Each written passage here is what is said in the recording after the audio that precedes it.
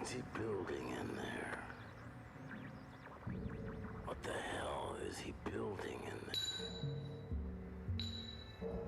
there? It had taken Enron 16 years to go from about 10 billion of assets to 65 billion of assets.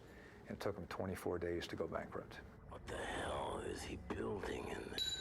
This company collapsed so quickly and so entirely. I mean, it was into bankruptcy within a matter of weeks. It just immediately had all the makings of a gigantic scandal. He's hiding something from the rest of us. The fatal flaw at Enron, if there is one, you say it was pride. But then it was arrogance, intolerance, greed. So many of them were blinded by the money, that they didn't see that they were sinking their own lifeboat. We have a right to know. It just got hungrier and hungrier. Sooner or later, they were doomed to go off that cliff at 90 miles an hour. It's astounding that they got away with it for so long. In reality, Enron was a house of cards. What we didn't know is that the house of cards had been built over a pool of gasoline. It all sort of became smoke and mirrors. Committee will come to order. This is a case of America's largest corporate bankruptcy. The question here is what happened, who was responsible for it happening, and what can we do to prevent this sort of thing from happening again? I think the Enron story is so fascinating because people perceive it as a story that's about numbers, that it's somehow about all these complicated transactions. But in reality, it's a story about people, and it's really a human tragedy.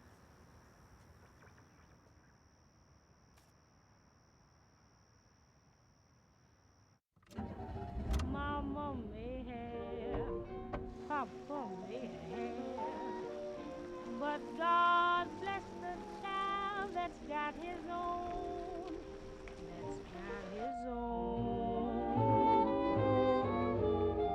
Yes, the strong gets more while the weak ones fade. Empty pockets don't ever make the grave.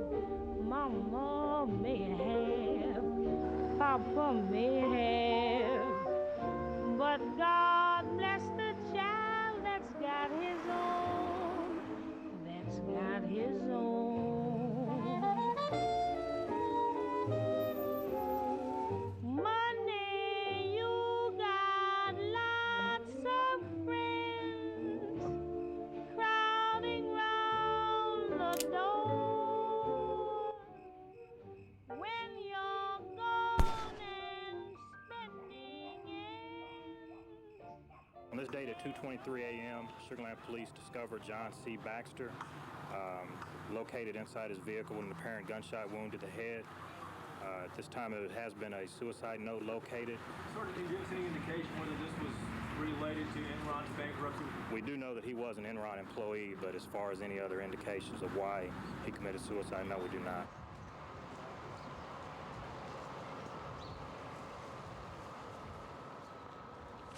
Mr. Skilling, let me touch on something that's sort of sad, and that's, of course, the suicide of Cliff Baxter. And you mentioned he was your best friend in your opening statement.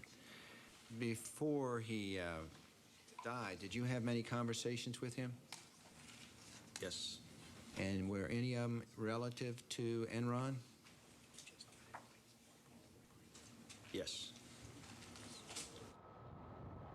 There's no one that knew Cliff toward the end that didn't realize that he was heartbroken by what had happened. And Cliff came over to my house and he said, they're calling us child molesters. He says that will never wash off. But Mr. Skilling, you don't believe that. I don't believe what? You don't believe that the press and everybody calling Cliff Baxter or yourself or anybody on the board of directors denigrating or tainting you, you don't think it's accurate. It's what you're saying to us here today. I do not believe, I did not do anything wrong that was not in the interest, and all the time that I worked for Enron Corporation, that was in the interest of the shareholders of the company.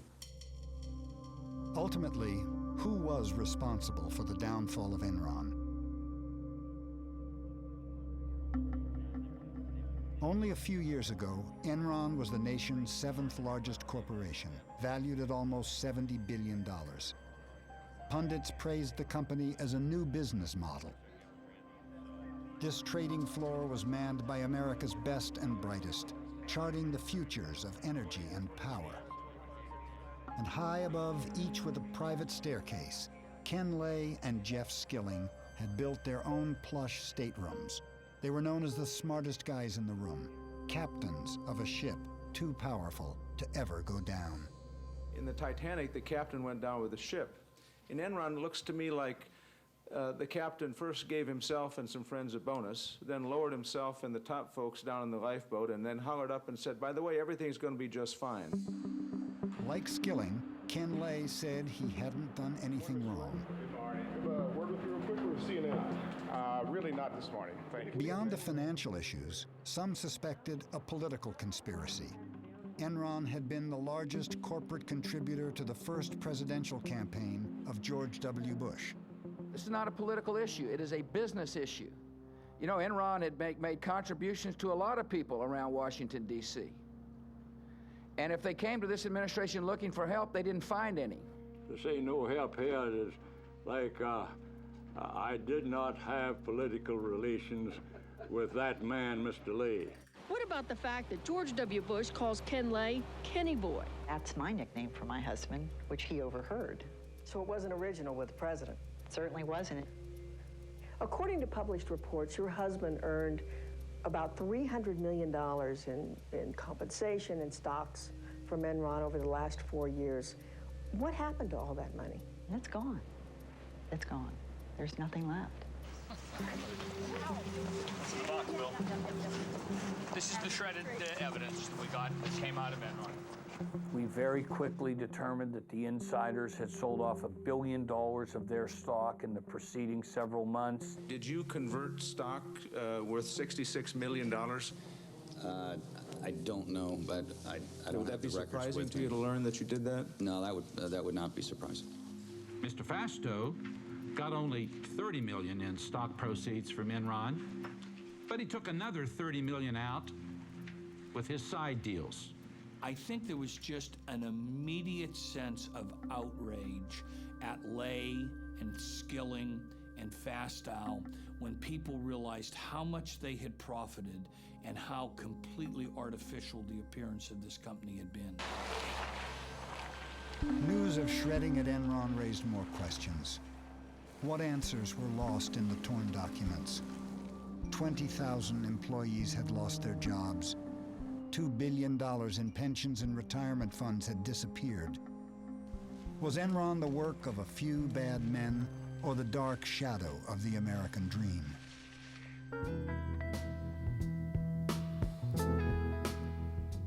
Lay comes to the story of Enron from very humble roots.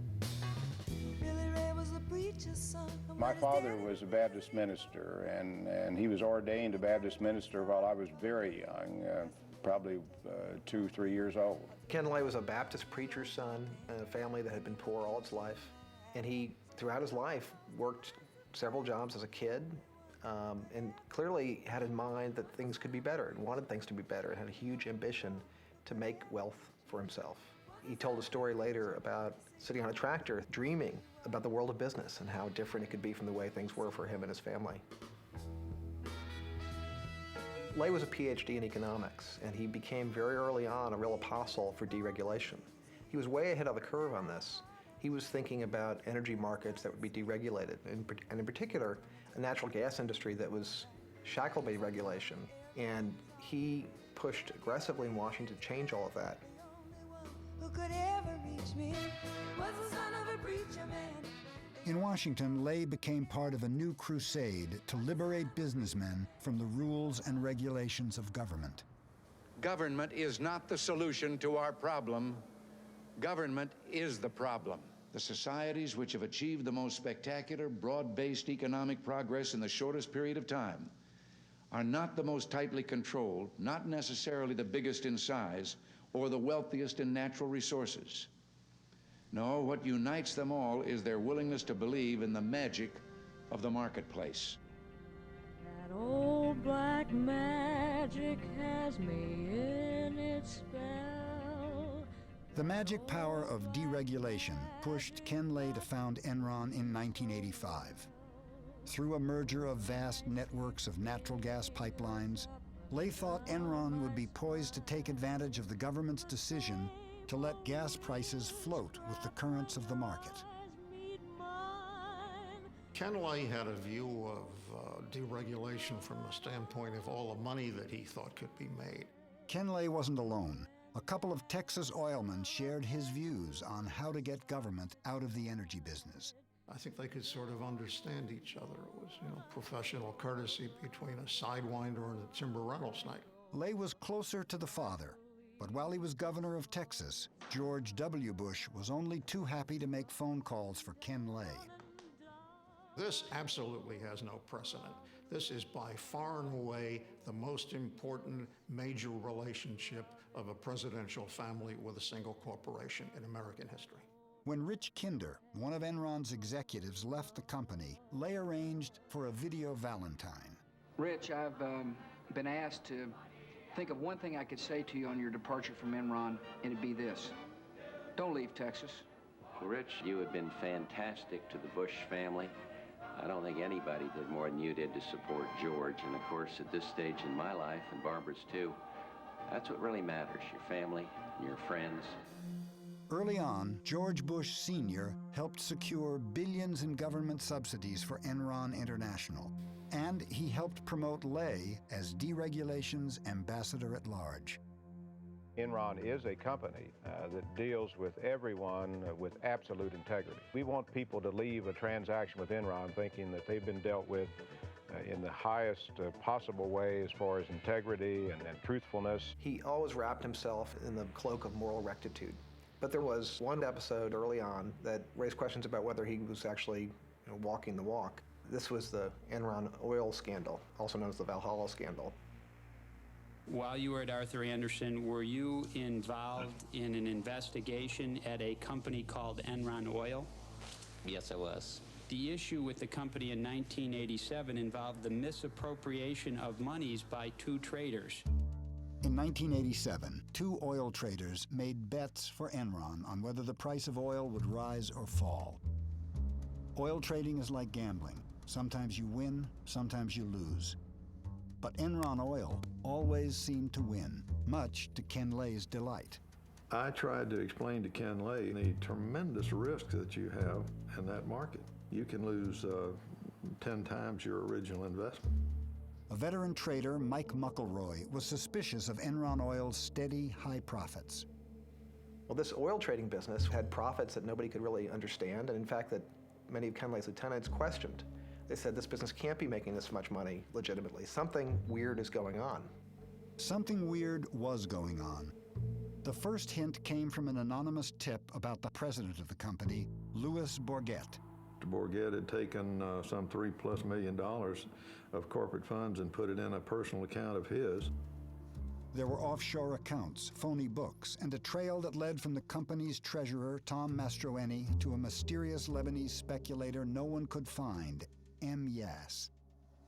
What name did you suspect that was? My ass, and M. Smart. I said, that's Maxwell Smart. I mean, these guys are playing games.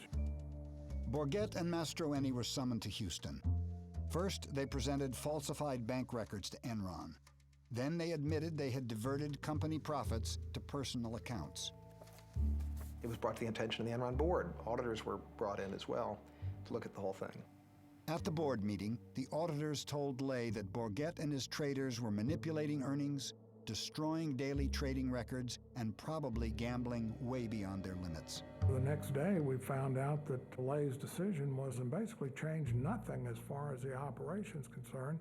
And the reason he gave was that this was the only part of the combined company that was making any money, and that he could not, kill the golden goose. The traders weren't fired or even disciplined. Instead, Enron sent a telex to Bourget. Please keep making us millions. Instead of reducing Enron's risk, Lay encouraged his traders to gamble more. But then, their luck changed. 2 months later, I got this panic call that they had drawn down $90 million in the previous 5 days. What we could do is just try to find out what kind of gorilla we had loose up there. McElroy hopped on the next plane to New York. He knew Mastroeni had another set of books, and he would do whatever it took to get them. I basically stood over Tom and I told him one of two things was going to happen. Either one of the trading partners that was crooked with Bourget, who was a German arms dealer, was going to kill him, or I was. I said, I'll track you down and find you no matter where you go, and sooner or later I'll get you. The next day, Mastroeni came in with the real books. The traders had gambled away all of Enron's reserves. By acting fast, McElroy bluffed the market and managed to save the company. After Valhalla, Ken Lay maintained that he had been shocked that the traders had gambled so recklessly. But Ken Lay had known all along about the risks that were taken. He had seen the reports warning him about the traders' behavior. Since the fall of Enron, Ken Lay has said he can't be responsible for things he didn't know about. Sounds like what he said about Valhalla. Do you believe that he didn't know? I can answer only for one. I can answer for Valhalla because Ken Lay did in fact know about this thing because I had told him myself. The auditors adamantly told Mr. Ken Lay that the 2 rogue traders should be fired. Lay read the report and he read his budget and estimated how much the 2 rogue executives made, and if they were fired, what he could lose. My conclusion was that this guy is a guy who puts earnings before scruples rather than reacting to the dishonesty right in front of him. Mastroeni received a suspended sentence. Bourget was convicted of fraud and spent 1 year in jail. With his biggest moneymaker now behind bars, Ken Lay had a problem. Who could he find to make money for Enron? Every year, every day, every week, you have to come up with new ideas.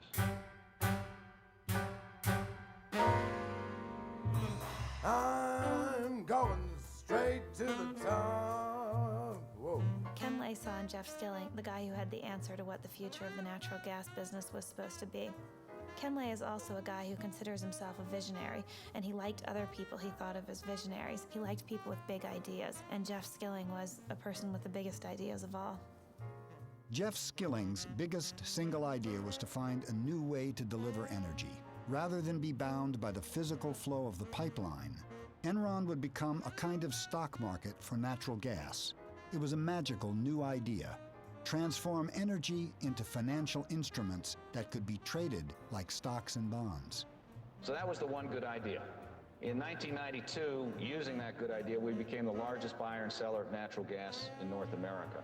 Jeff was like the prophet. He came in and said, there's a whole new world out there. Forget about this pipeline stuff, you know, the stayed pipeline in the ground and gas in and gas out. We can recreate this entire industry. An attorney from Vinson & Elkins, Amanda Martin was one of the first executives hired by Jeff Skilling and became part of his inner circle. The excitement was palpable. You cannot imagine how proud we all were to be there. And then, of course, we had a leader who imbued us with a sense of confidence that if we were smart, anything could be accomplished. And then the bottom line, we began to make money.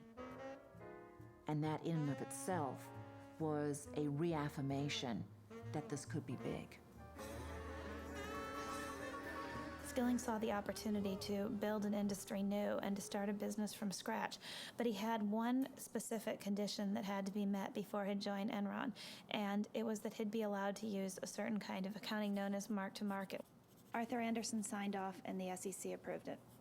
I remember walking in and going, what's going on? And Causey and everybody, I mean, everyone was so excited, and in came the champagne, and we'd got mark-to-market accounting treatment.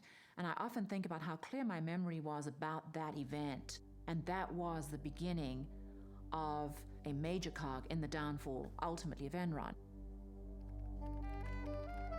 Mark-to-market accounting allowed Enron to book potential future profits on the very day a deal was signed. No matter how little cash actually came in the door, to the outside world, Enron's profits could be whatever Enron said they were. Very subjective. And very it left it open to manipulation.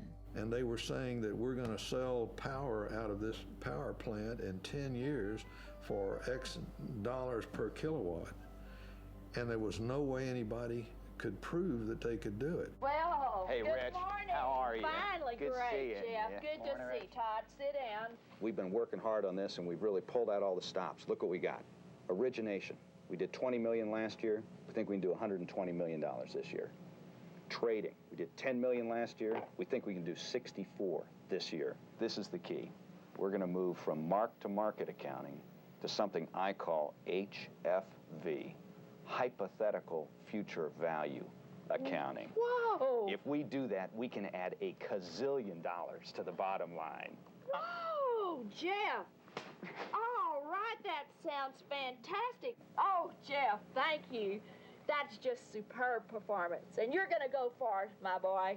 Probably president of the company one day. You think so? I think. He really believed that the idea was everything, and that when you came up with an idea, you should be able to book the profits from that idea right away. Because otherwise, some lesser man was taking the profits from the idea that some greater man had come up with in the past. When Jeff Skilling applied to Harvard Business School, the professor asked him if he was smart. He replied, "I'm fucking smart." One of his favorite books was The Selfish Gene, about the ways human nature is steered by greed and competition in the service of passing on our genes. At Enron, Skilling wanted to set free the basic instincts of survival of the fittest. Jeff had a very Darwinian view of how the world worked. He was famous for saying once in Enron's early years that money was the only thing that motivated people. Skilling's notion of how the world should work really trickled down and affected everything about how Enron did business. He instituted a system known as the PRC, or Performance Review Committee. It required that people be graded from a 1 to a 5, and roughly 10% of people had to be a 5, and those people were supposed to be fired. Hence, this came to be known as rank and yank. I personally am convinced that the PRC process is the most important process that we conduct as a company. I've never heard of a company yet that would be successful terminating 15% of their people every year just to satisfy the fact that the other employees had to vote on them. And so when you're being evaluated by that group, you are getting direct communication from Ken and me about what the objectives of the company are and how you fit with those objectives. It was a brutal process. The ability for a 25-year-old to go in and to be reviewed and to be superior, and as a consequence, get a $5 million bonus. I don't think that's repeated in many places in corporate America. Our culture is a tough culture. It is a very, very aggressive culture. $8 million on new deals. At Enron, no one was more aggressive than the traders. If I'm on the way to my boss's office to argue about my compensation, and if I step on somebody's throat on the way, that doubles it, well, I'll stomp on the guy's throat. You know, that's how people work. Is that your $4.5 million? On the trading side, we got to be the biggest, baddest house in town. And by necessity, if you wanted to be in the market, you had to deal with Enron. Try to reconcile your big numbers here. Enron's traders were like the super powerful high school clique that even the principal doesn't dare to rein in. They had become the major engine of at least reported profits at the company. They took Jeff Skilling and Ken Lay's belief in free markets and turned it into an ideology. But they pitch it almost as a new economic religion.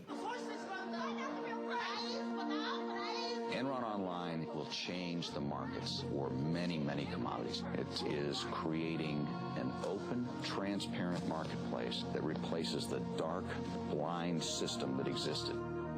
It is real simple. You turn on your computer, and it's right there. That's our vision. We're trying to change the world.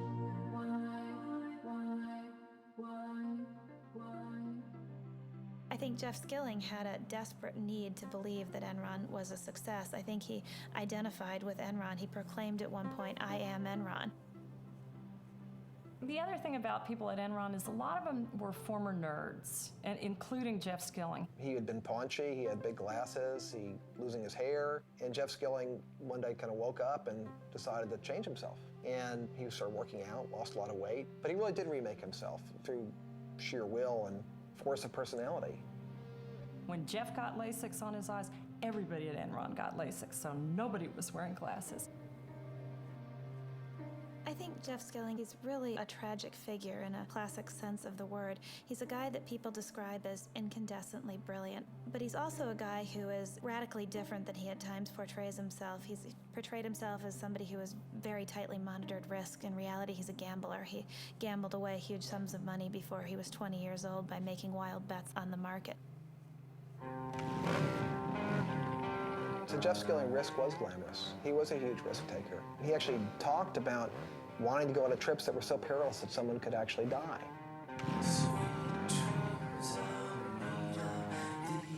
This manifests itself in trips that Jeff Skilling led for a small group of friends and customers. A core cadre of Enron guys used to go on these wild adventures. Andy Fastow would go, Ken Rice would go. The trips were legend. You know, we can sit and think about what strange insecurities they were trying to overcome, but it made them feel good as men. And they took a particularly memorable trip to the Baja, 1,200 miles in very rugged terrain in Mexico. This is a trip where people crash bikes. Ken Rice was on the trip and he busted a lip and required a bunch of stitches. People broke bones. One guy flipped a Jeep and almost got killed. Those sorts of stories at Enron became legend, and it fed the whole macho culture of the place.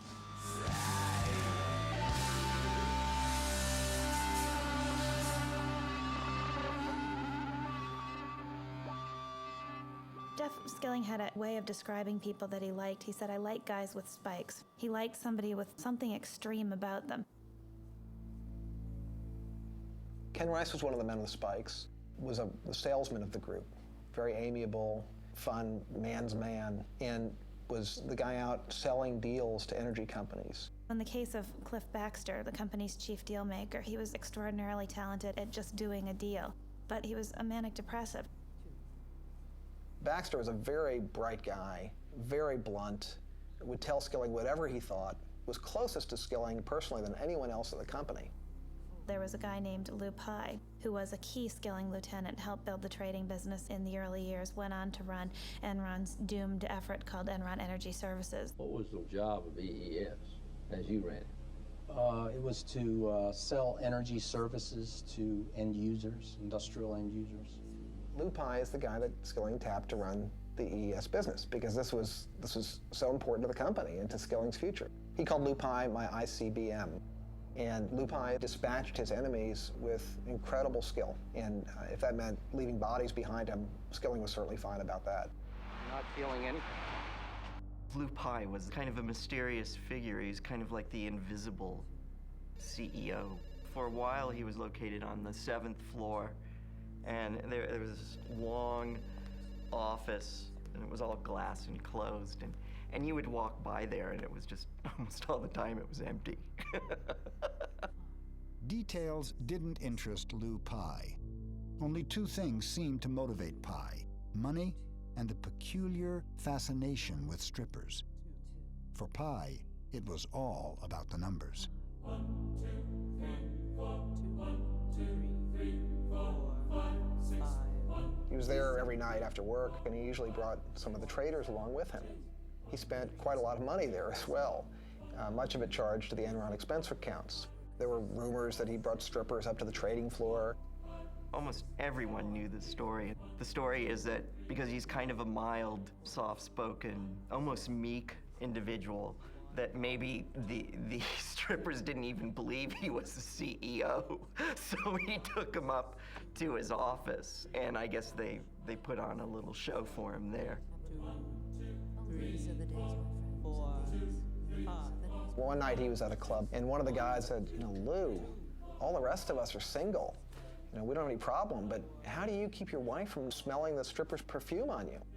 And Lou said, oh, I've got a secret. So I stop in at a gas station on the way home, and I spill a little gasoline on myself, and it kills the scent. So the other guy shot back and said, but Lou, doesn't your wife then think you're fucking the gas station attendant? In the context of Lou Pye, everyone was horrified. The pall fell over the table because Lou Pye was not a man to trifle with. 2 days later, The guy who told the joke, as Enron legend has it, was dispatched to Calgary, Canada. Lou Pai lost all interest in running EES as soon as the numbers got high enough. I netted approximately $100 million. I don't know if that number's accurate, plus or minus 20 million. And he actually left Enron with more money than anybody, $250 million, because he sold all his stock in Enron after he got a divorce from his wife in order to marry his stripper girlfriend who had had his child. His exit from Enron was as mysterious as his presence there. Just sort of one day, we all learned that Lou Pai was no longer the CEO of EES. Though Lou Pai flew away from Enron with $250 million, the divisions he left behind lost a total of nearly $1 billion. But Enron managed to disguise that fact. Lou Pai became the second largest landowner in Colorado. It was the number. It was always making those numbers and looking, you know, it was, to me, the real mythology is high school mythology, that, you know, you wanted to be the most popular guy on Wall Street and you were going to do whatever you had to do to stay there. And Jeff understood those rules better than I think anyone else.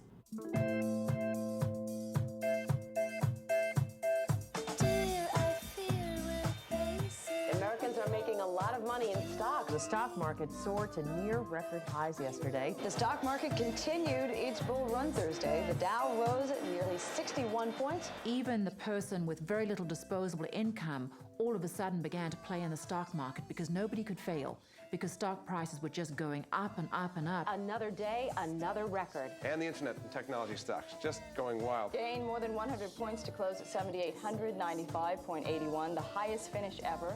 It was a time where we had the biggest bull market in the history of the world. Ken Lay was right there acting as a cheerleader. Obviously, our stock has been doing very well. I think there's a fairly good chance we could see this stock price double again over the next year to 18 months.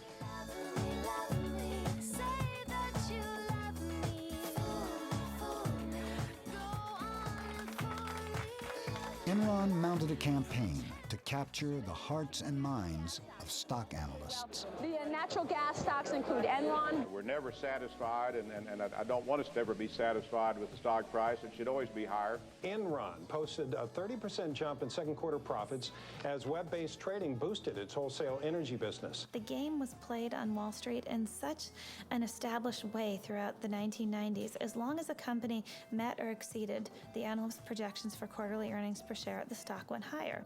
The game was called pump and dump. Top execs would push the stock price up and then cash in their multi-million-dollar options. People at Enron got paid in large part through stock. Everyone had a huge stake in seeing the stock price go up. And it was driven very clearly by the profits every single quarter. They're exceedingly conscious of that. Skilling was, and everyone else in the company was. They posted the stock price in the elevator. You were surrounded by the health of the company. What's the stock price doing? We were consumed by it. This company was fixated on its stock price and fixated on a massive public relations campaign to convince the investment community that they were new, different, innovative, almost heralding a new era of corporate enterprise. Tom Horton. We encourage our people to do new things, try new things, experiment, step out. Begin by attracting the kind of people that are more comfortable in an environment of change. You know, when you work for Enron, you're going to see the newest thinking. You're going to see the newest markets opening up. Enron Online, a fabulous, fabulous story. Probably put on. They were so good at their acting that they convinced corporate America that they were smarter than anyone else. Alan, with our sincere thanks and admiration, we are pleased and indeed honored to award you the Enron Prize for Distinguished Public Service. Our business continues to grow up 25%. They continued to sell the company as being a very stable place where it could predictably increase profits 10 to 15% a year.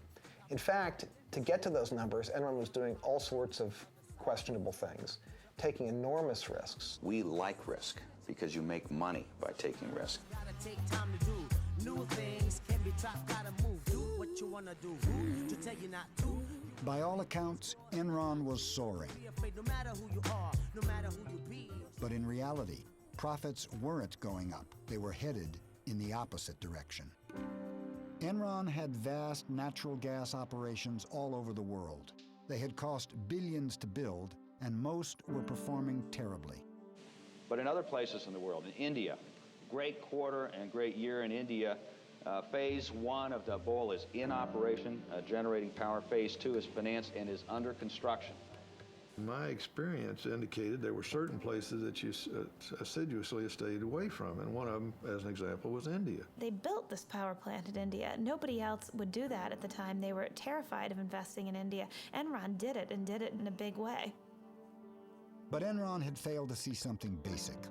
India couldn't afford to pay for the power Enron's plant produced. Now, Dabhol is a ruin.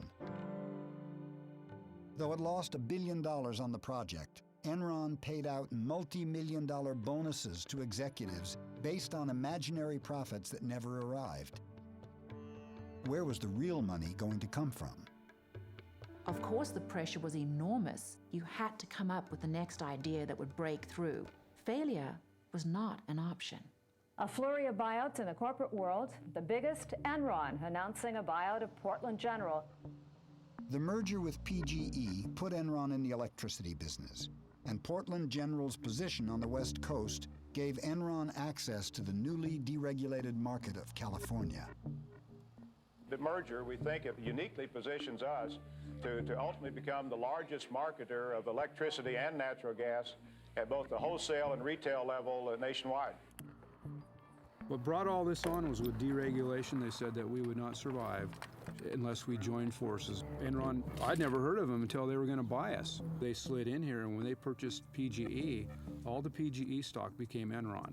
Just went through, stamped every one of them. I looked around me, and all the guys that were buying all this Enron, they were doubling their money. And that whole time since then, I put the maximum I could into my 401 and savings. Portland General, again, good earnings and cash flow. It's what they call in Wall Street a trust me story. People that had been gas pipeline workers that for decades kept all their money in the company because they thought it was as traditional and safe an investment as it had always been, and it wasn't anything close to that. Should we invest all of our 401k in Enron stock? Absolutely. Don't you guys agree?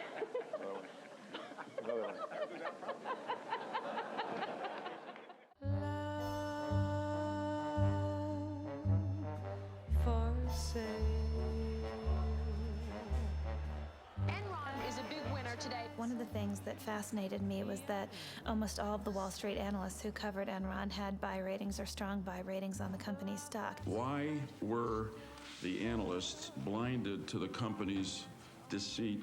We relied on the information that was available at the time. I trusted the integrity of the company's certified financial statements and the representations of the company's management. And we've been absolutely upfront with the analysts. Jeff Skilling was the critical component in creating the Enron illusion. Time and time again, when we had a question to the sell-side analysts that they couldn't answer, the response was, I'll give Jeff a call. I'll run this by Jeff. By giving Jeff a call, the analysts weren't analyzing at all. They were willing to believe virtually anything Enron told them.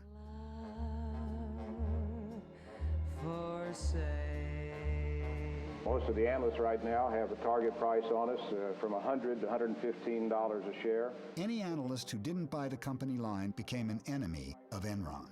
Enron's CFO, Andy Fastow, had his eye on John Olson, one of the only analysts skeptical of the Enron story. Enron loved analysts' strong buy recommendations. Merrill was informed by Fastow, either you get somebody who is on board with us and has a strong buy recommendation and loves us at the same time, or we don't do any business with you. I knew that my days were numbered. This is an abuse. Merrill Lynch fired John Olson. Soon after, Fastow rewarded the bank with 2 investment banking jobs worth $50 million. Analysts were routinely getting large bonuses from the investment banking departments to bring in investment banking deals. Once that happens, never was heard a discouraging word.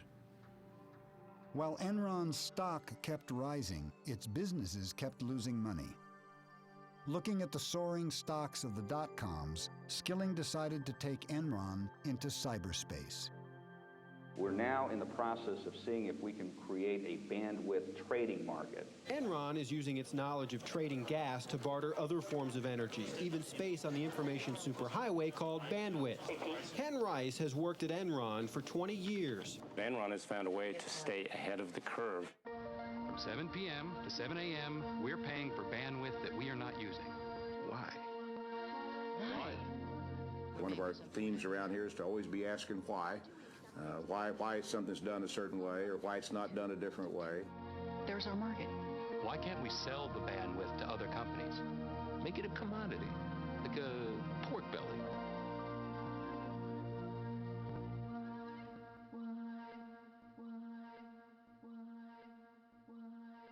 Just last week, Enron captivated Wall Street with its bold move into broadband, teaming up with Blockbuster to deliver movies on demand.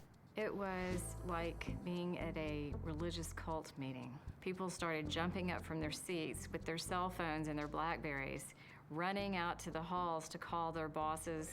One analyst summed up his recommendation to investors in one word: wow. Enron's stock soared 34% in 2 days. And you can tell from the response in the stock market that they like the strategy. It makes sense. They announced that they had developed the technology. It would be in test markets by the end of the year. And the technology works. The quality is great, and the customers like it, so we've made a lot of progress. The truth was that Enron was just struggling with the technology for video on demand. The technology didn't work, and the deal with Blockbuster soon collapsed.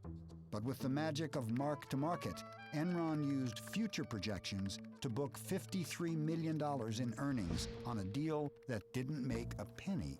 By the end of the year 2000, Enron was running out of ways to make the broadband business look successful.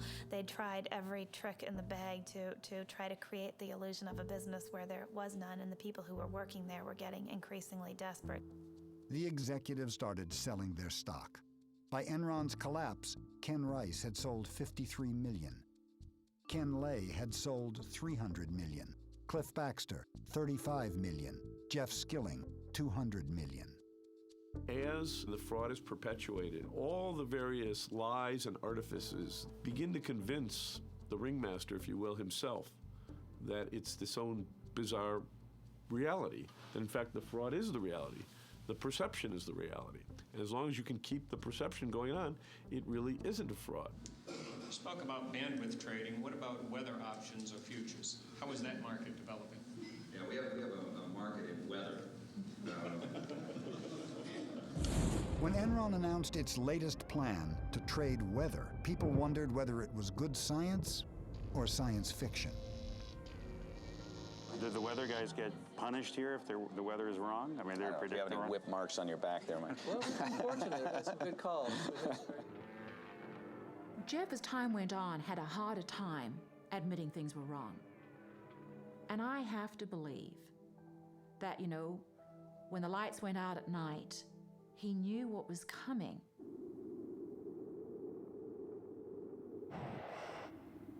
I would liken it to the Titanic when you've got a captain who's saying maintain full speed and they bump into a couple of icebergs and then they still keep full speed going. The captain of this ship, Enron, he ignored all the warning signs, and there were plenty of them. And the captain of the ship was? Kenneth Lay.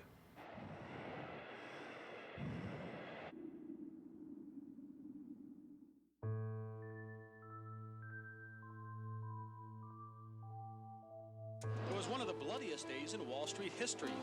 Shares plummeted 31%. Tech stocks led Friday's fierce sell-off. This is really a great wake-up call. Millions of nervous investors following the huge drop on Friday. The Dow Jones... Enron was especially a big deal by the end of the year 2000 because by then most internet companies had already begun to fall and everybody on Wall Street was looking for the next big thing. And here you had Enron, which appeared to be this shining star of a new economy company. Its stock price went up 90% in the year 2000 and had gone up over 50% the year before that. It was an it stock on Wall Street, one of those companies that can seemingly do no wrong. We were the poster child for the new economy. We had this culture that had a lot of focus on reminding us how good we were.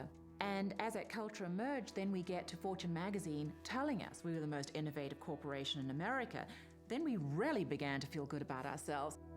Well, you all did it again. Enron was just recently chosen again for the 6th year in a row in the Most Admired Company survey by Fortune magazine as the most innovative company in America. Well deserved, well deserved. The sales pitch still sounded good, but one investor saw something in Enron's numbers that the stock analysts had missed. By and large, the analysts admitted to us in person it's a black box. You have to take it on faith. Who knows where the earnings come from? They just pop out, and all we know is they're always good. And I kept pointing out, well, yeah, isn't that the whole point of if it's a black box and it's there to fool you, the numbers are always going to be good until they're not. I'm not a beat reporter, so I would have had no reason to look at Enron, but Jim Chanos mentioned to me that I should take a closer look at Enron's financial statements, and it wasn't clear from Enron's financial statements that there was fraud here, but what was clear is that something didn't add up. In March 2001, Bethany McLean, a reporter with Fortune magazine, first raised questions about Enron's financial condition. She asked a simple question in the article that no one could seem to answer. How exactly does Enron make its money? You got very upset at her, didn't you? I very specifically remember the telephone conversation that I had with the Fortune reporter. She called up and started asking some very, very specific questions about accounting treatment on things. I am not an accountant, and I could not answer them. He became really, really agitated. He said that people who raised questions like this were just trying to throw rocks at the company, and that I was not ethical because I hadn't done enough homework. And if I had done enough homework, I would understand how off-base my questions were.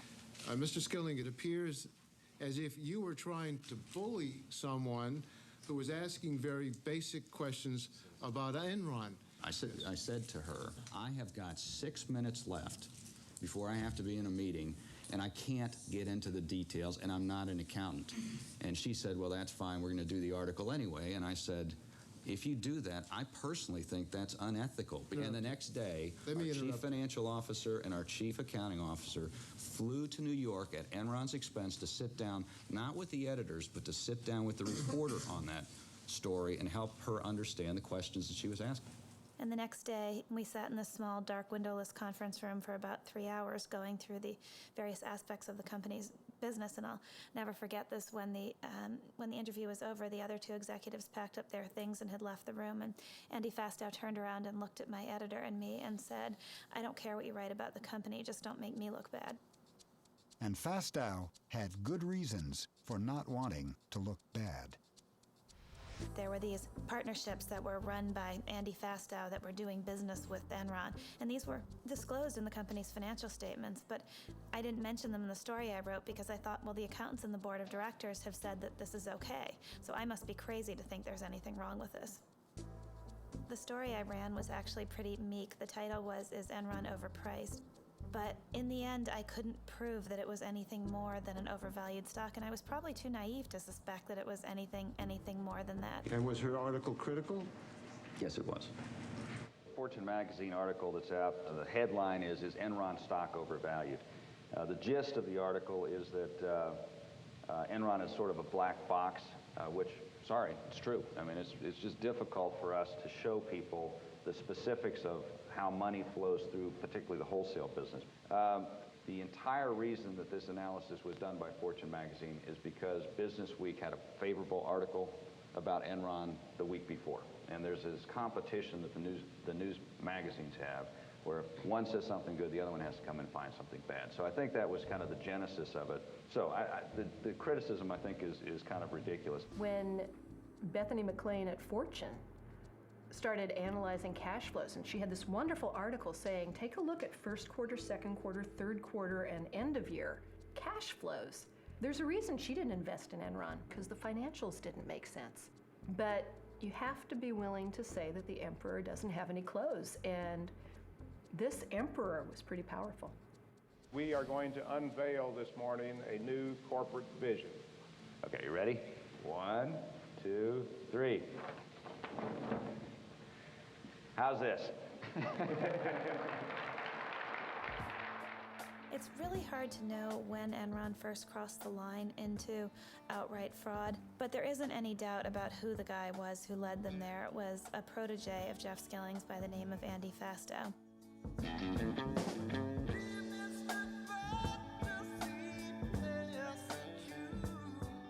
Andy Fastow was Enron's chief financial officer. His job was to cover up the fact that Enron was becoming a financial fantasy land. Enron essentially was losing money on a cash basis year after year, and yet it was reporting profits. So it was defying the laws of financial gravity, and the way it was doing it was with something called structured finance. And the maestro of all that at Enron was Andy Fastow. Andy was very young. He was hired by Jeff Skilling probably before he was even 30, and he idolized Jeff Skilling, and he certainly wanted to please the boss. To please the boss, Fastow had to figure out a way to keep the stock price up by hiding the fact that Enron was $30 billion in debt. People pressured by the need to keep the stock price up begin to cheat a little bit, but then the next quarter comes along and you have to cheat a little more to do the new cheating to make up for the old cheating. And before long, you've created a momentum that now you can't stop. Fastow created hundreds of special companies to perform a magic trick, prop up Enron's stock by making its debt disappear. To outside investors, it looked like cash was coming in the door. In fact, Enron was just stashing its debt in Fastow's companies where investors couldn't see it. It was black magic. It really was. You were pulling some rabbits out of a hat.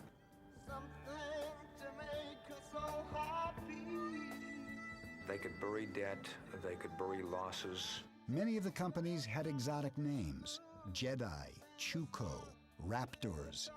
LJM was Fastow's most ambitious creation. It would work magic for Enron, and it would allow Fastow to conjure $45 million for himself. Instead of $450 million in equity, we only invested. Andy, in many ways, was someone we all knew didn't have a strong moral compass. It's almost like Jeff Skilling said, okay, we're hitting some troubled times. Let's set up Andy so we can fill the earnings holes when we need to, knowing that Andy would probably skim a little bit off each transaction for himself. There's a body heat kind of angle to this, you know, where Skilling is Kathleen Turner and Andy is William Hurt. You know, in the end, he got suckered into helping all the executives meet their earnings. What I wish, in retrospect, I wish I'd never heard of LJM.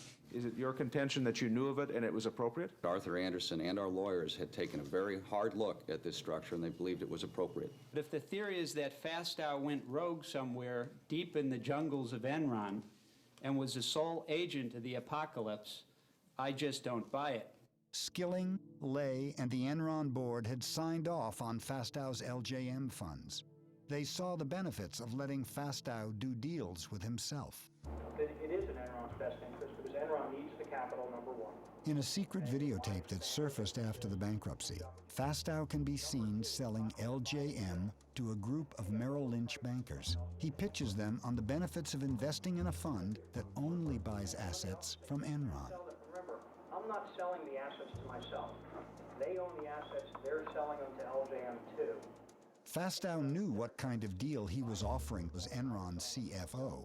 He could guarantee profits for LJM. Yeah, I think this is an extraordinary opportunity. He has a sort of Cheshire cat grin on his face as he talks about all the ways that the fund is going to profit, and he talks about the informational advantages that he's going to have in his dual role as Enron's CFO and as the head of these funds. Special arrangement.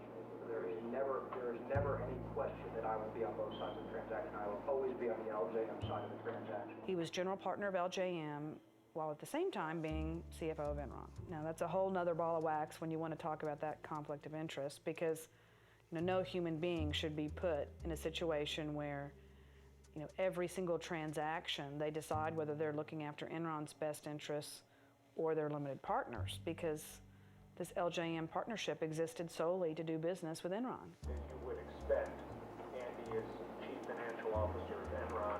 His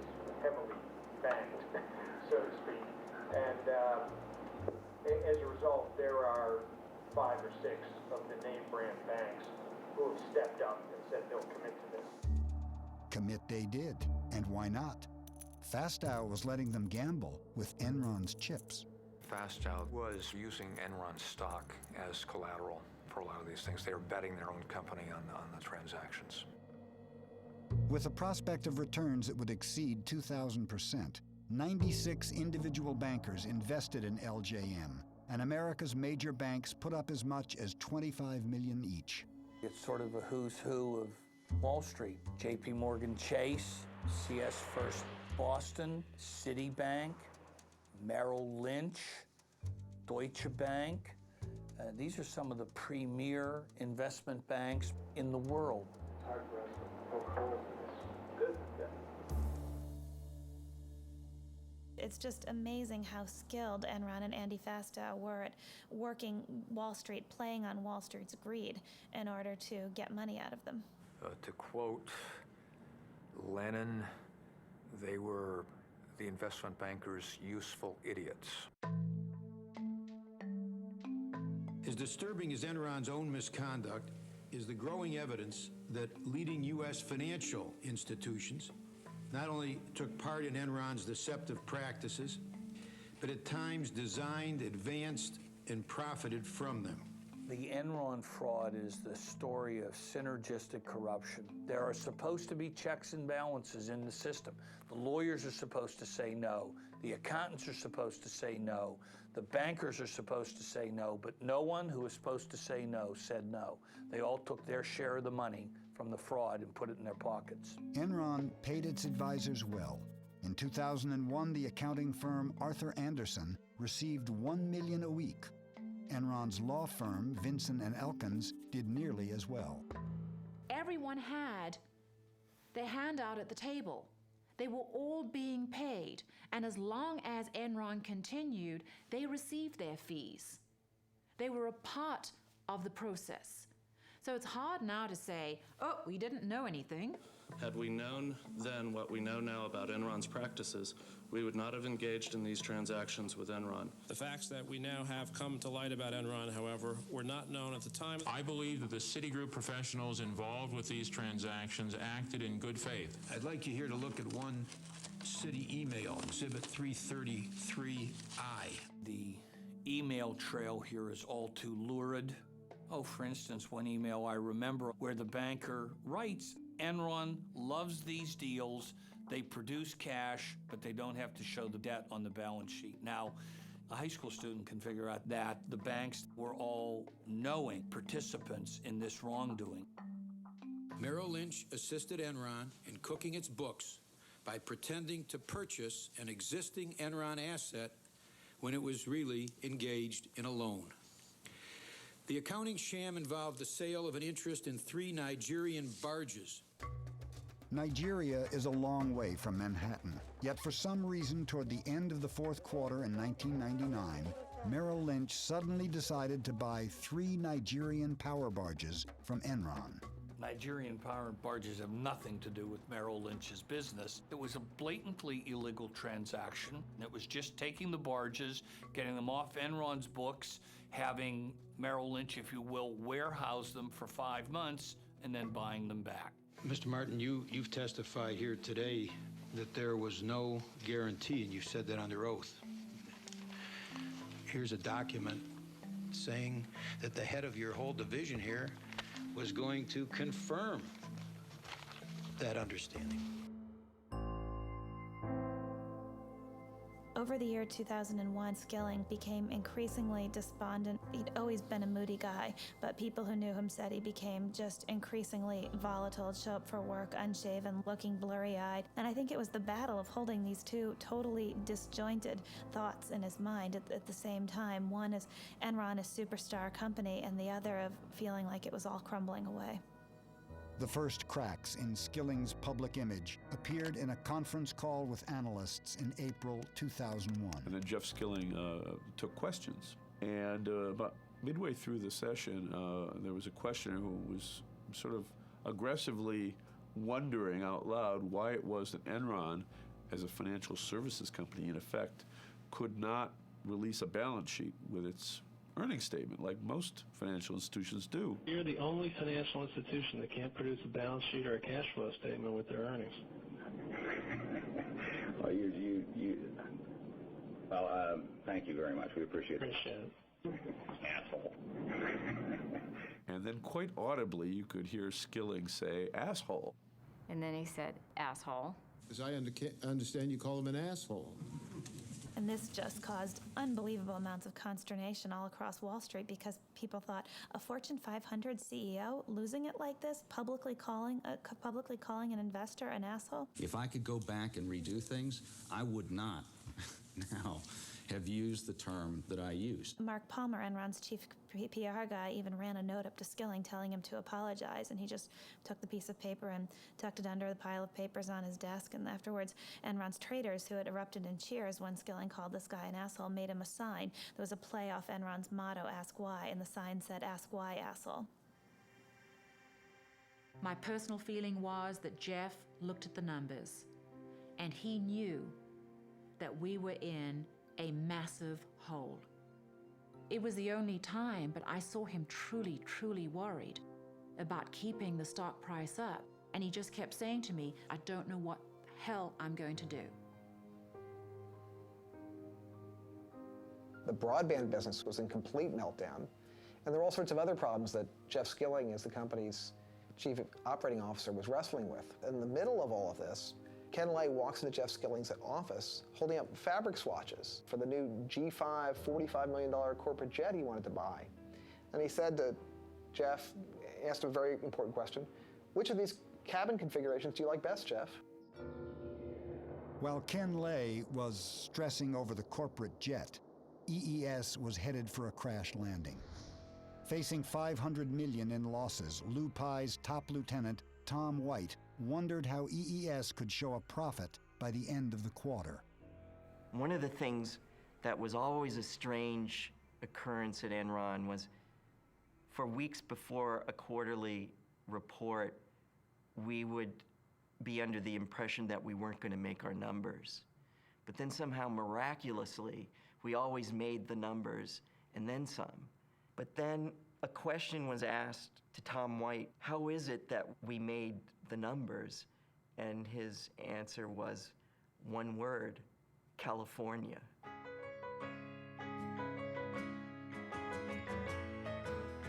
California, here we come. The first clues to Enron's new strategy hit California with a jolt.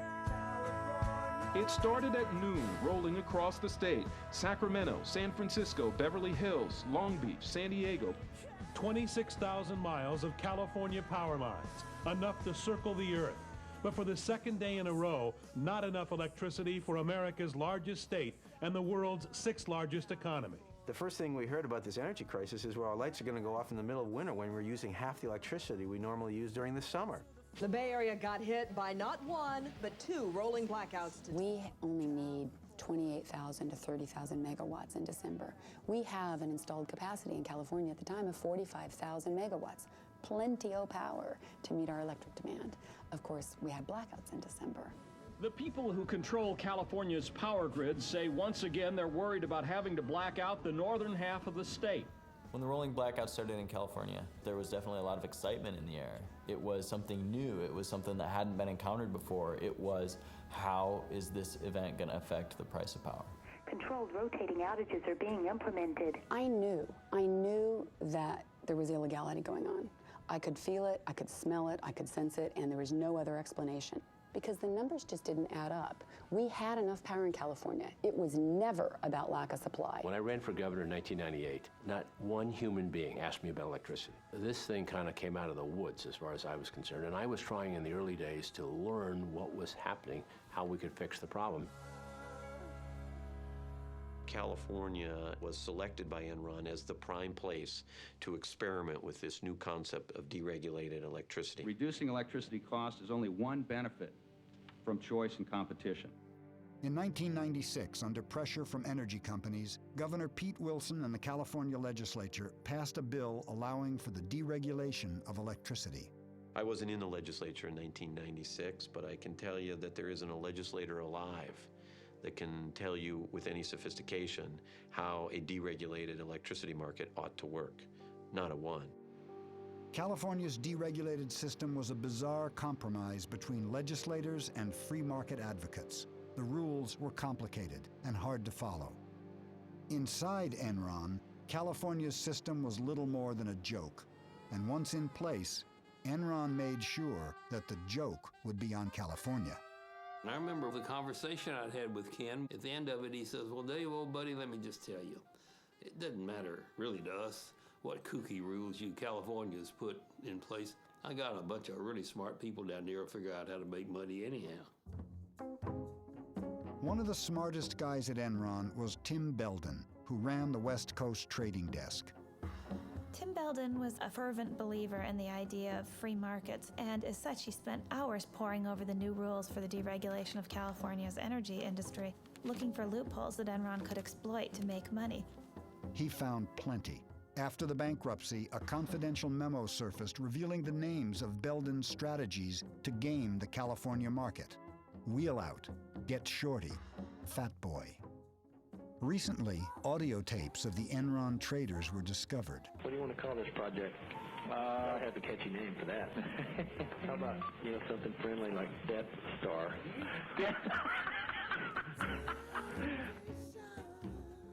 The tapes revealed Enron's contempt for any values except one, making money.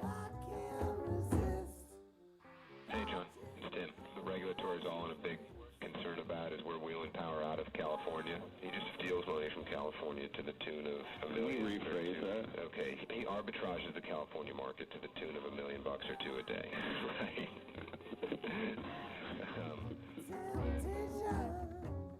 An arbitrage opportunity has been defined to me as any opportunity to make abnormal profit. So an abnormal profit would be returns above and beyond the norm. I was told that a good trader is a creative trader, and a creative trader is a trader that can find arbitrage opportunities. One of those opportunities was called Ricochet. I'll see you guys. I'm taking mine to the desert. In the midst of the energy shortages, Enron traders started to export power out of the state. When prices soared, they brought it back in. So we fucking export like a motherfucker. You're getting rich. Trying to. Traders would stay after a 12-hour shift and pore over maps of the Western energy grid. What are the permutations and combinations of ways to move power around the West? And I think that that's something that Enron knew better than any other energy marketer in the country, period. We know all of the California imports. We know all of the California load. We're getting pretty spoiled on this money. You said you were getting a little scared. We're making a little too much, and I tend to agree with you. These are two traders, Traders. This is what they say. What we did was overbook the transmission line we had the rights on and said to California utilities, if you want to use the line, pay us. By the time they agreed to meet our price, rolling blackouts had already hit California, and the price for electricity went through the roof. Did you have any knowledge that this was happening? The only thing that I'm aware of, Senator, is there was a difference of opinion on the rules of the independent system operator. It was just set up. The rules weren't quite clear. We have traders here from Enron who were saying they did something wrong, but you don't see anything wrong. I have one last question, and then I am done. Traders soon discovered that by shutting down power plants, they could create artificial shortages that would push prices even higher. Hey, this is David up at Enron. There's not much demand for power at all, and if we shut it down, could you bring it back up in 3 or 4 hours? Oh, yeah. Why don't you just go ahead and shut her down then, if that's okay? Okay. When you see 2 or 3 energy companies with 30-35% of their entire capacity down for maintenance on a single day, and as a result, the price of electricity skyrocketing 300 or 400%, and then a week later someone else does it up in Northern California, you begin to believe something's not smelling right here. I want you guys to get a little creative, and come up with a reason to go down. Like a forced outage type thing. Right. Those guys, at the flip of a switch, could just yank the California economy on its leash whenever they wanted to, and they did it, and they did it, and they did it, and they made so much money. The heart of it is that an industry that went for 100 years, from the days of Edison, built the best electrical system in the world, sold the power at reasonable prices to consumers, and was very reliable, was all of a sudden turned into a casino.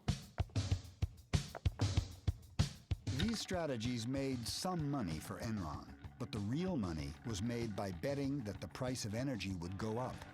It did, and the West Coast traders made nearly $2 billion for Enron. There's nothing wrong with the capitalism. There's nothing wrong with the free enterprise. You can't treat electricity like you treat oranges. It's the lifeblood of the society. It can't be stored. You can't turn these people loose and let them just have a, quote, free market, because a free market is goddamn expensive to customers. There would be ample supply available at the right fucking price. Oh, sure there would. It wasn't just Enron. Every company traded according to the rules that California put up there. And we're the future of Enron. And we're fucking making $500 million for Enron. Can you believe that? Yeah. We'll definitely retire by we're 30. And we're talking about a commodity that normally trades in the $35 to $45 range. High prices are when it gets in the 50s. Or $1,000. Prices aren't going to stay at $1,000 forever. It weeds out the weak people in the market. Get rid of them, and you know what? The people who are strong stick around. The Enron traders never seem to step back and say, wait, is what we're doing ethical? Is it in our best long-term interests? Does it help us if we totally rape California? Does that advance our goals of nationwide deregulation? Instead, they sought out every loophole they could in order to profit from California's misery.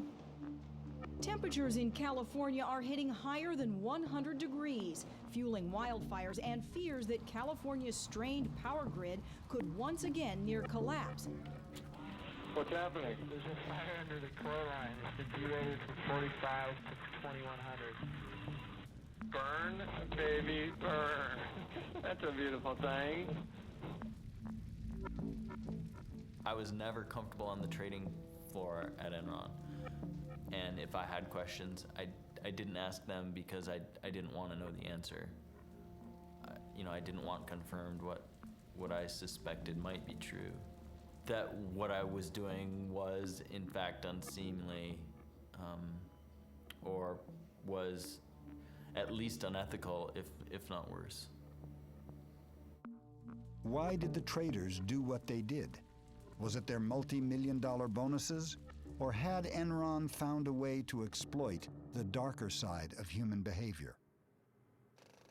In the early 60s, Stanley Milgram tried to figure out what characteristics there were of evil people. Was there an evil strain, or could normal people do really bad things? And so he set up this experiment. In the experiment, he had an actor playing an experimental subject and a real experimental subject. You want to step right in here, learner, and have a seat there? They went into this room, and he had an experimenter say, we're going to see if mild electric shocks will help people memorize lists. Incorrect. You'll now get a shock of 75 volts. Oh. Soft hair. He kind of did some yelling in there. The Milgram experiment has a lot to say about Enron, because I think people lost their sense of morality. Like Milgram, once you accepted the idea that behaving inhumanely was okay, you could do anything. And the shocks increased with the number of mistakes that they made. I can't stand the pain. Let me out of here. Can't stand it. I'm not going to kill that man in there.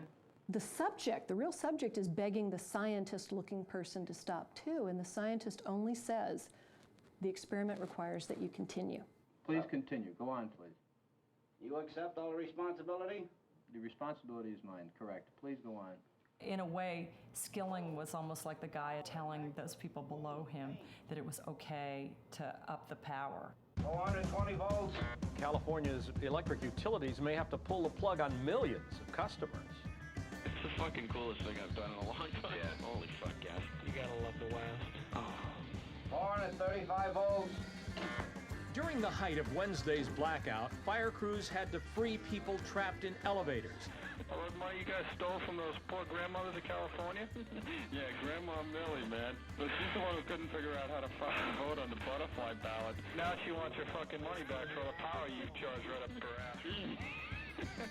450 volts. Yeah, they're out there having fun in the warm California sun. We must continue. Go on, please. You're going to keep giving what, 450 volts every shot now? That's correct. Continue. It's kind of hard to say, well, we should be, we shouldn't do this even though it's allowed because, I mean, that's what we do. Right.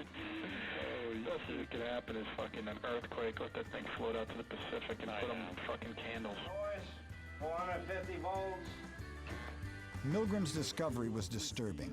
50% of the subjects were willing to shock to the death, so long as the commands came from a seemingly legitimate source. Yeah, they're out there having fun in the warm California sun. Tonight I'm declaring a state of emergency in California to give the state the authority and the resources to keep the lights on in California. The governor, who's been basically capitulating to the demands of the energy companies and the utility companies, needs to put his foot down. We wanted the governor to send in the state police or the National Guard to seize control of the power plants and put them back online. And I thought we didn't have to take over every plant. We really only had to take over one, because then they would know he meant it. I'm going to get the $9 billion back that Enron, Dynergy, and Reliant stole from us and get it back to you. Despite what the people in California think, Enron's making money despite California, not because of California. The year-long energy crisis would cost the state of California $30 billion. The markets in California are the most regulated markets in North America today. And that's what's causing the problem. California is never deregulated. Enron buy stock today. We are doing the right thing. You're the good guys. We are the good guys. We are on the side of angels. Oh, I can't help myself. You know what the difference is between the state of California and the Titanic?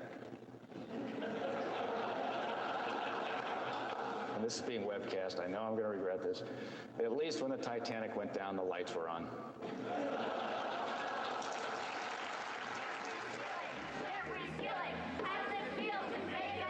A top executive at one of America's biggest power companies received a raucous welcome in San Francisco tonight. Protesters heckled Enron CEO Jeffrey Skilling outside and inside during his appearance at the Commonwealth Club. One of the protesters even brought a blueberry pie and delivered it herself. $132 million is what he made. We have a 50% hike in utility rates. Consumers in California are angry, and they should be. And if we had anything to do with this, then we are the stupidest people in the world. I work for an organization. Every day people call saying they can't pay their electricity bill. Millions of dollars off in California. When the tidal wave of public anger started to grow, Ken Lay flew out here and convened a meeting of friends, and I guess he had a little more foresight than we did. He invited Arnold Schwarzenegger, brought them together at the Peninsula Hotel, and had a lunch meeting. The notes from that meeting really still have never surfaced, but we know that Ken Lay's pitch was, we've got to stay the course with deregulation, and the market will correct itself and everything will turn out fine.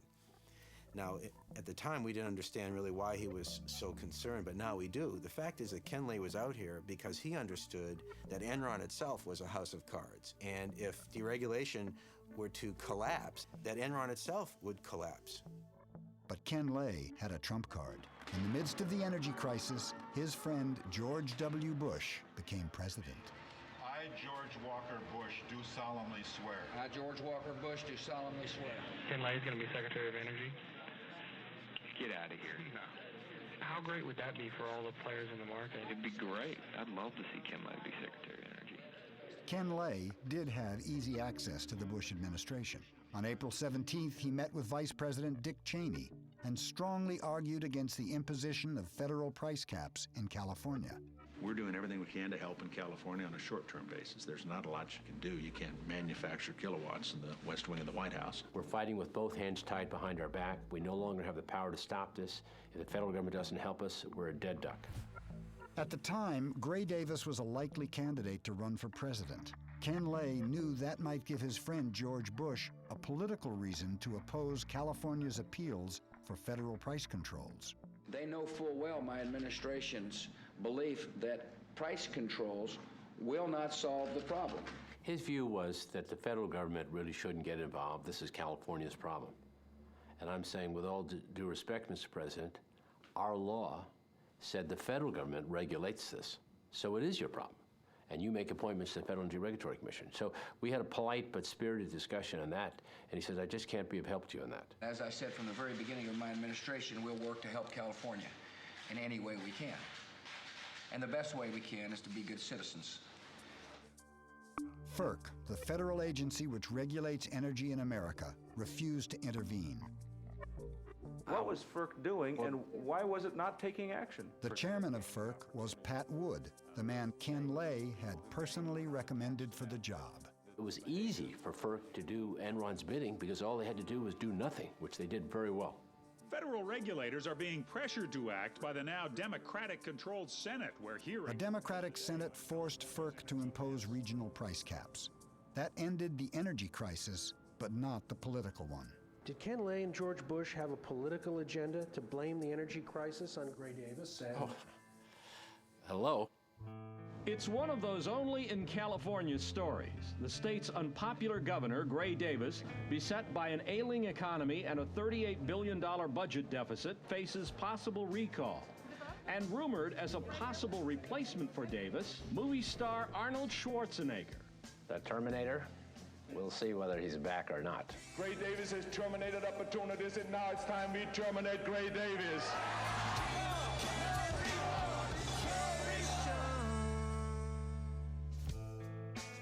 Could I predict a phony energy crisis as a result of deregulation? Yes. Could I predict that Arnold Schwarzenegger would be our governor as a result of deregulation? Never would have come up with that. That's like a bad science fiction movie. Apparently we have all been wrong. It is pronounced California. Ladies and gentlemen, the governor of the great state of California, Arnold Schwarzenegger.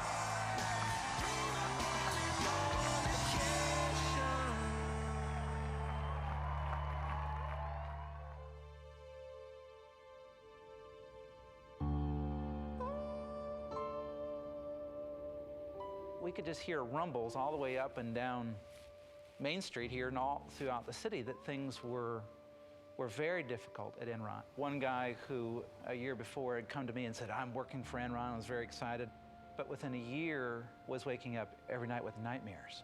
I've got no life left, and I feel like I'm being consumed by this company.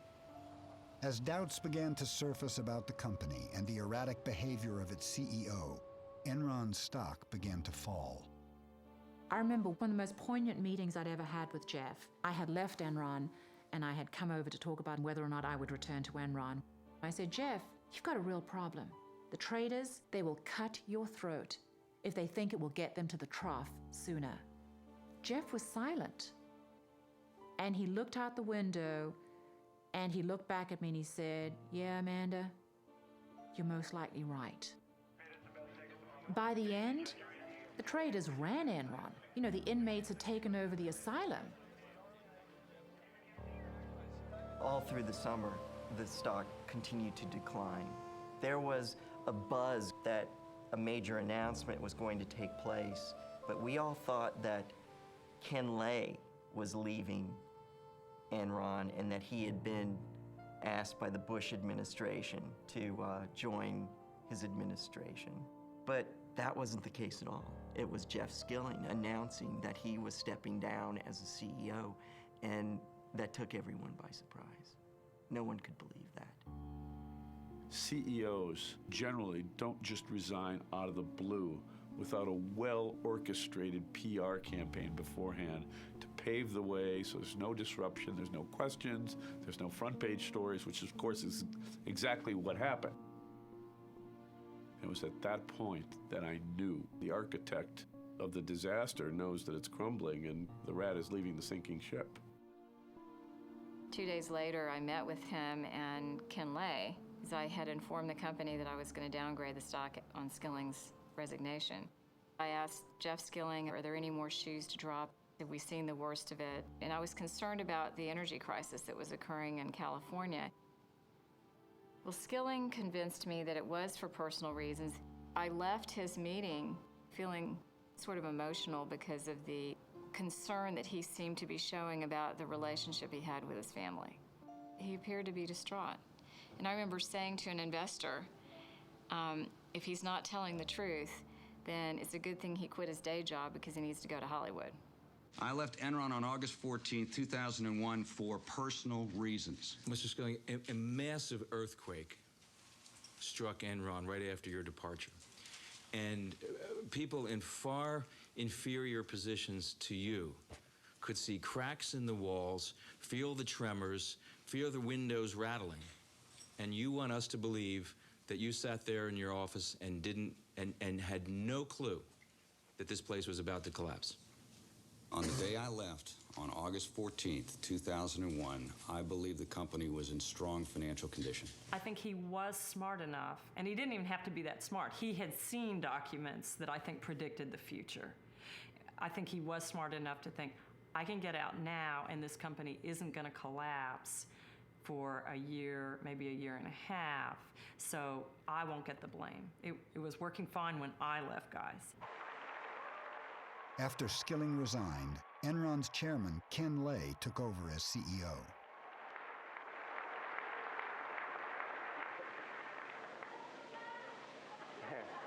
Boy, I didn't expect that. But thank you. Thank you very much. Well, I'm delighted to be back. I'm sorry Jeff did resign. It was a stunning announcement that he was stepping down as the CEO. And I think the flags started going up at that point for everybody. We are facing a number of challenges, but we're managing them. Indeed, I think the worst of that's behind us, and the business is doing great. We're not the only stock that's decreased in value this year. It's just that we've been hit a little harder than many others. If a few of these other problems disappear, like California, like India, I think the worst is over, and I'm excited. August 14th, 2001, Jeff Skilling abruptly resigns. And that made me angry. It made loads of employees angry. I mean, there was a real sense of betrayal by the employees. I mean, this was, you know, Jim Jones feeding us the Kool-Aid and then deciding not to drink it himself.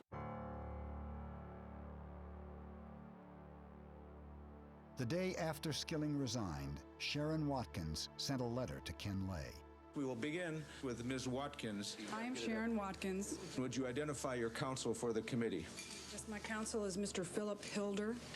When you hear the story for the first time, it's unbelievable. What Sharon was telling me was more than accounting irregularities as such. I mean, it was a massive fraud of enormous proportions. In mid to late June of 2001, upon the resignation of Cliff Baxter, I went to work directly for Mr. Fastow. It has evolved to the corporate crime of the century.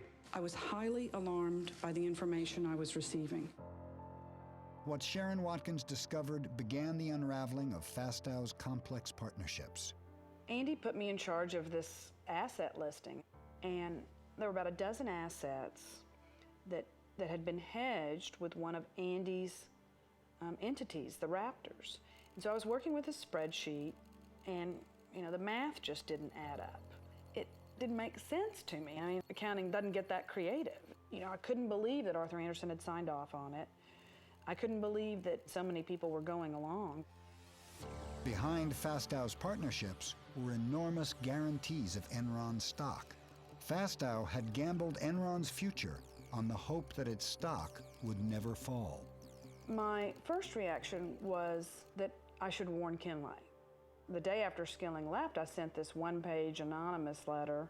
But within a week, I was meeting with Ken Lay. I'd identified myself in the hopes of really making my point that Enron needed to address this situation. I mean, companies rarely get away with cooking the books, but when they do survive, it's when they come clean, not when they're exposed from the outside. Ms. Watkins, I went... Ms. Watkins did not talk to me, Senator. Well, Ms. Watkins said Clifford Baxter told her that he met with you repeatedly to express his concern. Cliff and Andy they didn't like each other. They had a very strained personal relationship, and Cliff's issue had nothing to do with the appropriateness or inappropriateness of the transaction. I'd mentioned Cliff Baxter in these memos. And I remember I made the comment to him, well, you're one of the good guys. You know, you were one of the people fighting against this. and it'll be all right. And he said, oh, I don't think it's going to be all right for any of us involved in this. When I started working on the book with Sharon, I was interested in writing about a whistleblower. People don't really appreciate what she did and the bravery that it took in that company. Andy Fastow would not have put his hands in the Enron candy jar without an explicit or implicit approval to do so by Mr. Skilling. I can't for the life of me see what basis she would have for suggesting that I would know some of that. I mean, how would she know that? And I don't see that it's at all inconsistent that there would be some things I don't know if some people purposely kept me from knowing some things. I felt like I was one lone voice within Enron saying, look, we've committed horrible fraud. And of course, all hell broke loose. Within 6 short weeks, Enron was spinning out of control. Probably in more normal circumstances, I would have had a few more words to say about September the 11th. Just like America's under attack by terrorism, I think we're under attack. And of course, now we've got the SEC inquiry, informal inquiry. The SEC launched an investigation when the Wall Street Journal published articles revealing Fastow's murky deals. Enron announced massive financial restatements. Investors began to worry that billions in mark-to-market profits were really losses. As you can, of course, see, the underlying fundamentals of our businesses are very strong. Indeed, the strongest they've ever been. But regrettably, that's not what Wall Street is focusing on, and I doubt that's what you're focusing on. This inquiry will take a lot of time on the part of our accountants and lawyers and others, but it will finally put these issues to rest. At the very moment Ken Lay was talking to employees, only a few blocks away, Enron's accounting firm, Arthur Andersen, had begun destroying its Enron files.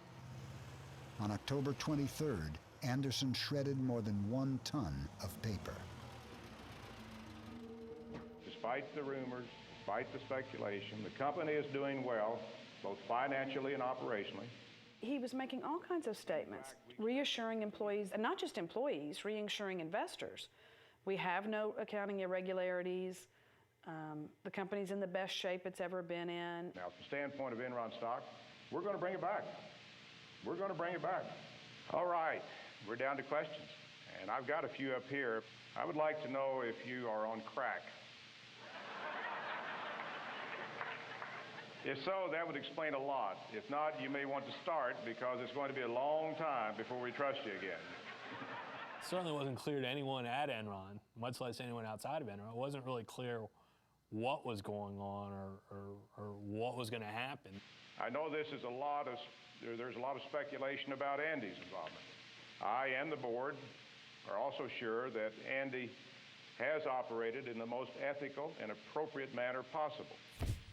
The next day, Andy Fastow was fired when the Enron board discovered that he had made more than $45 million from his LJN partnerships.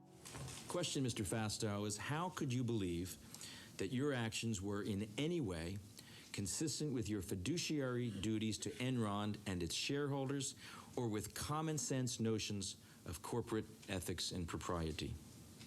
How do you answer, sir? Mr. Chairman, on the advice of my counsel, I respectfully decline to answer the questions based on the protection afforded me under the United States Constitution. Andy, in many ways, I think he was set up as the fall guy. All of the Enron executives were saying, there's your man, Andy Fastow, he's the crook. You know, he's the one that stole from Enron, stole from LJM. He's the one that cooked the books. Go after him. I've thought about this and thought about this, and it couldn't have just been a few executives at Enron that made this happen. If you think of the banks involved, Chase, Morgan, Citibank, the billions in loans, Arthur Andersen. What about Vincent and Elkins, the lawyers that represented us? There had to have been complicity across the board because it was all too easy. all too easy.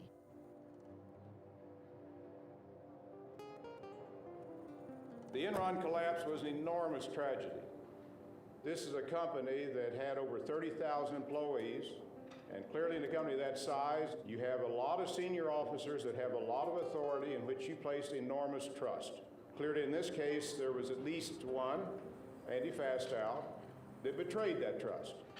To the extent that I did not know what he was doing, that he obviously didn't share with me what he was doing, then indeed I cannot take responsibility for what he did. I never heard him say, I take responsibility for a thing. Sounded to me like the wonderful movie Chicago. I was reminded of the puppet strings and the dancers and the tap dancing and pointing at the gun, the gun, the gun. I mean, everybody's in step but Johnny. I continue to grieve, as does my family, over the loss of the company. Linda and I saw our net worth reduced from several $100 million down to something less than $20 million on a net worth basis. And of course, as you said, about $1 million or less in liquidity. I don't know whether I'd be rather be shot as a crook or as an idiot. I believe the only venue for me is the ride of broken dreams. Oh, you mean the Enron ride? Let's go. Enron hit the national psyche. It hit it as sort of the time-tested lesson, and that is if it looks too good to be true, sometimes it is. We're all gonna be rich! We broke even!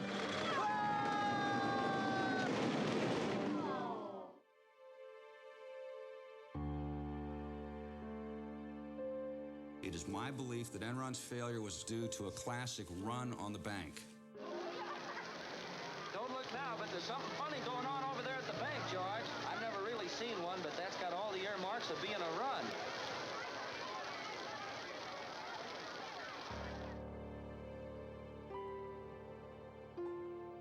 On December 2nd, 2001, less than 4 months after Skilling's resignation, Enron declared bankruptcy.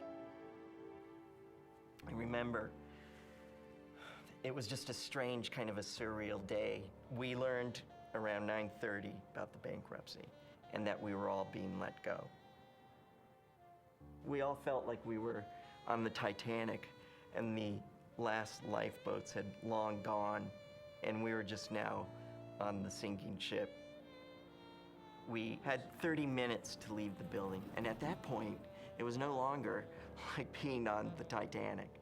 It was kind of like being on the Lusitania. The torpedo had hit, and there's 20 minutes to get out. There was a lot of disbelief. Very few of the rank and file people ever dreamed that Enron would actually go bankrupt.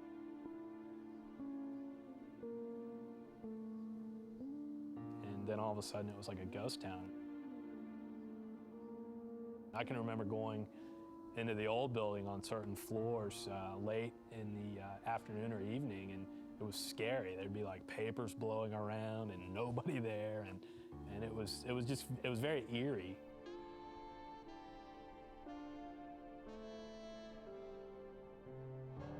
Mr. Skilling, your opening statement was extremely compassionate to the employees.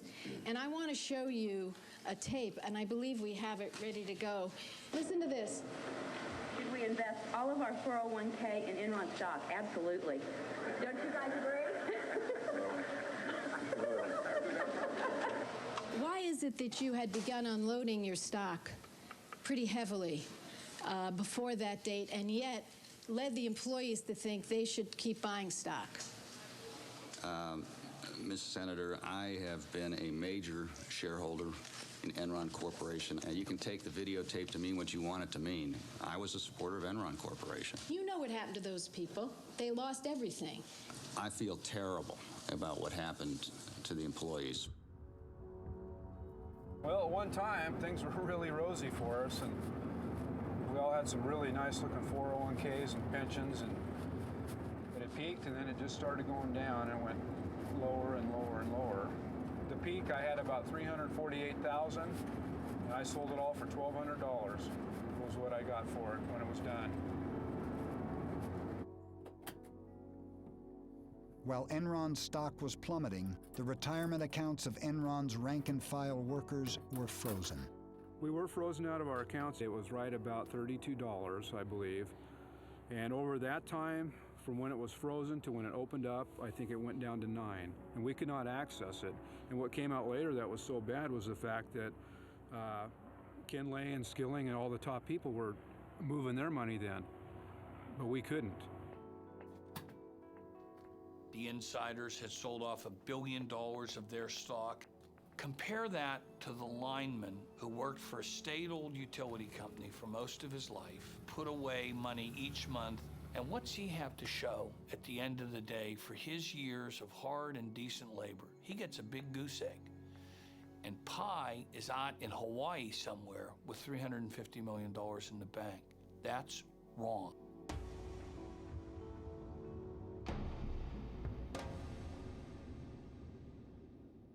There's still, to this city, a layer of anger and upset. I am still doing counseling 3 years later with some families. With some of those who are most reflective, it's gone to a deeper layer. And they are looking at the corporate culture itself in this country. You know, you can gain the whole world and all the trinkets and all the trophies of the world, the corner office and all the perks.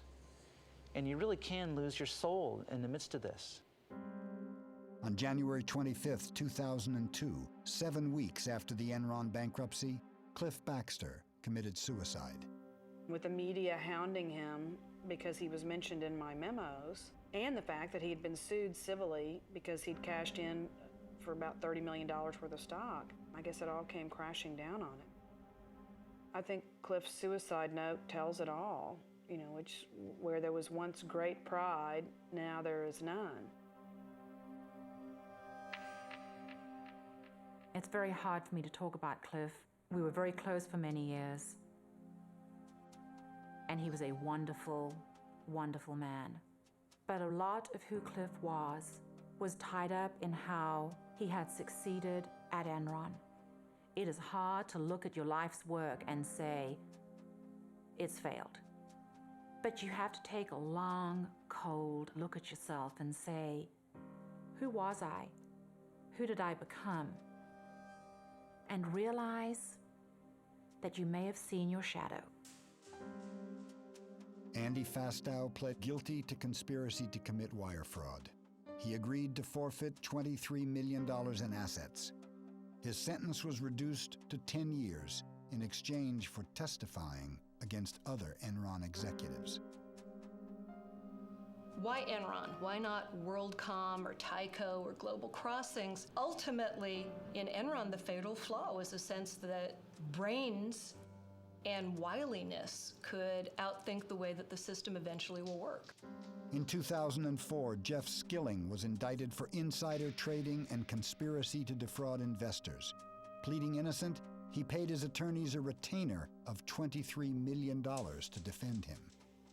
Enron should not be viewed as an aberration, something that can't happen anywhere else, because it's all about the rationalization that you're not doing anything wrong. We've involved Arthur Andersen, we've involved the lawyers, the bankers know what we're doing. There's a sense, the diffusion of responsibility. Everyone was on the bandwagon, and it can happen again.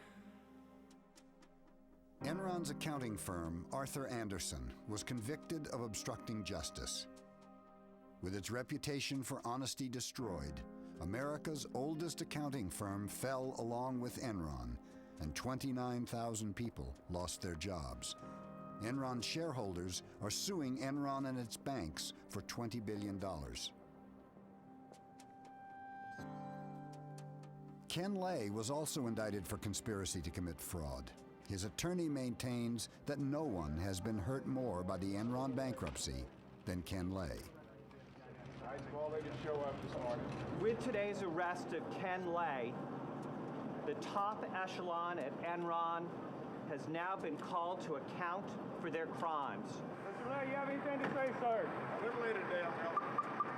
Looking at Enron is like looking at the flip side of so much possibility, because like most things that end terribly, it didn't start out that way. It started with a lot of people who thought they were changing the world, and over time they became victims of their own hubris, victims of their own greed, and so it's like taking so much promise and possibility and looking at it in a mirror and seeing the flip side reflected back at you. I think the larger lesson was what Enron asked of its employees, which was ask why. And, you know, I didn't ask myself why enough. I didn't ask managers why enough. I didn't ask my colleagues why enough.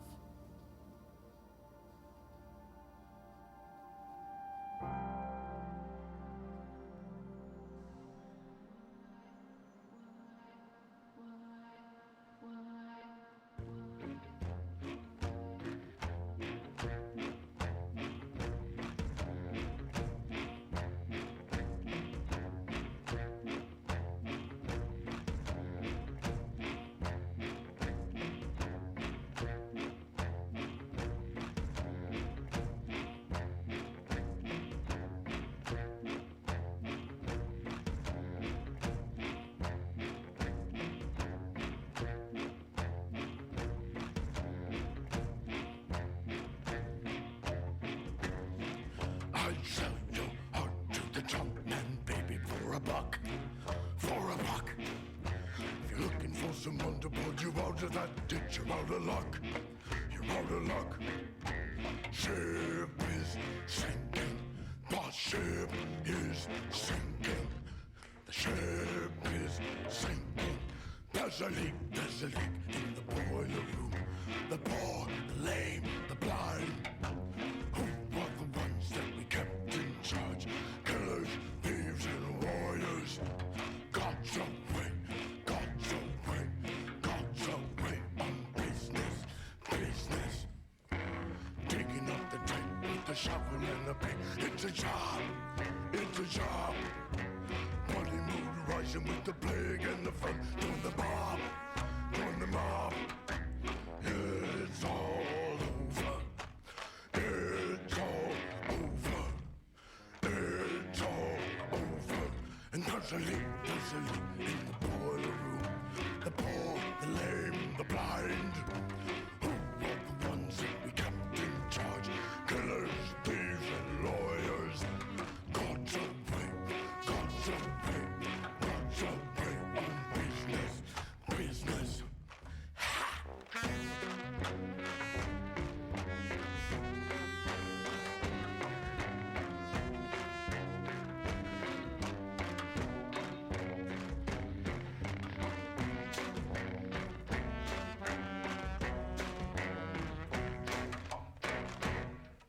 Goddamn, there's always such a big temptation to be good, to be good.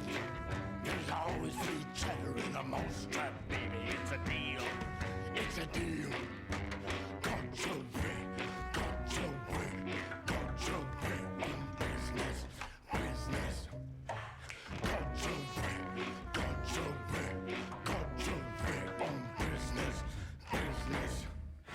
I narrow my eyes like a coin slot, baby, let her ring, let her ring. God's away, God's away, God's away on business. God's away, God's away.